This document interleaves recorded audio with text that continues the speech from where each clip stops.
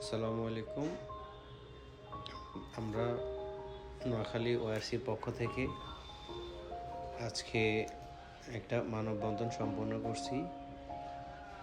গতকালকে ঢাকায় বাইকারের সাথে যেই টেসলা ড্রাইভার, ব্যাটারি চালিত অটোরিকশা ড্রাইভারদের সাথে যে অনাকাঙ্ক্ষিত ঘটনা ঘটছে, একজন বাইকার ভাইয়ের গায়ে হাত তুলছে, ওই প্রতিবাদে আমরা আজকে নোয়াখালী ওআরসি মানববন্ধন সম্পন্ন করছি।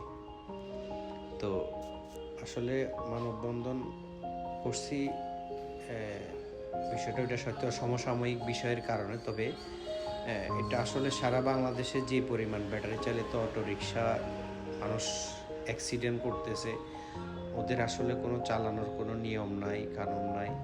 রাস্তায় যেখানে সেখানে ঘুরাই ফেলে, হাতে ওদের এসকেলেটর দিয়ে দিছে, মানে হচ্ছে ওরাতে পাইলট হয়ে গেছে, পাইলটের মতো বিহেভিয়ার। সাইড দিতে চায় না।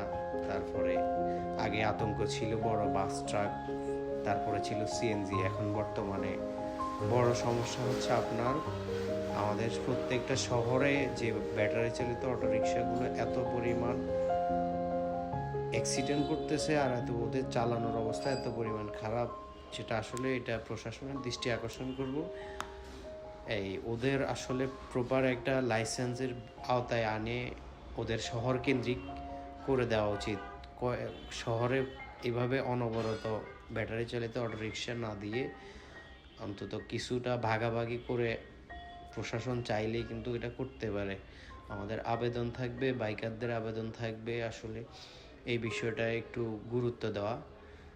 বিশেষ করে আমাদের আসলে মাইজদি হসপিটাল রোডে যে পরিমাণ মিশুক অটো বলেন বা ব্যাটারি চালিত অটোরিকশাগুলো আছে, অনেক ঝামেলা করে, মানে ওদের চালানো, ওদের ওভার স্পিডিং সব কিছু মিলে প্রতিদিনই আসলে শহরের উপরে অটোরিকশার কারণে অনেক অনাকাঙ্ক্ষিত ঘটনা ঘটতেছে। ওরা আসলে অ্যাক্সিডেন্টটা যখন করে ফেলে তারা গরিব হয়ে যায়, তখন তাদের কাছে টাকা থাকে না, তখন তারা অসহায়ত্বের নেয়। কিন্তু একটা মানুষকে যখন অ্যাক্সিডেন্ট করে ওর হাত ভাঙে, পা ভাঙে, তখন আসলে ওরা তো কোনো রকম কিছু করেই না, তার উপরে হয়েছে ওরা বিহেভিয়ার খারাপ করে। এখন এই সব বিষয়ে সমসাময়িক বিষয় নিয়ে যদি প্রশাসনের দৃষ্টি আকর্ষণ করব, আপনারা একটু এই বিষয়টা দেখবেন। আর সবাই জায়গা থেকে সতর্ক থাকবেন, ট্রাফিক আইন মেনে চলবেন। আসসালামু আলাইকুম। সবাই ভালো থাকবেন, সুস্থ থাকবেন, সবাই সবার জন্য দোয়া করবেন।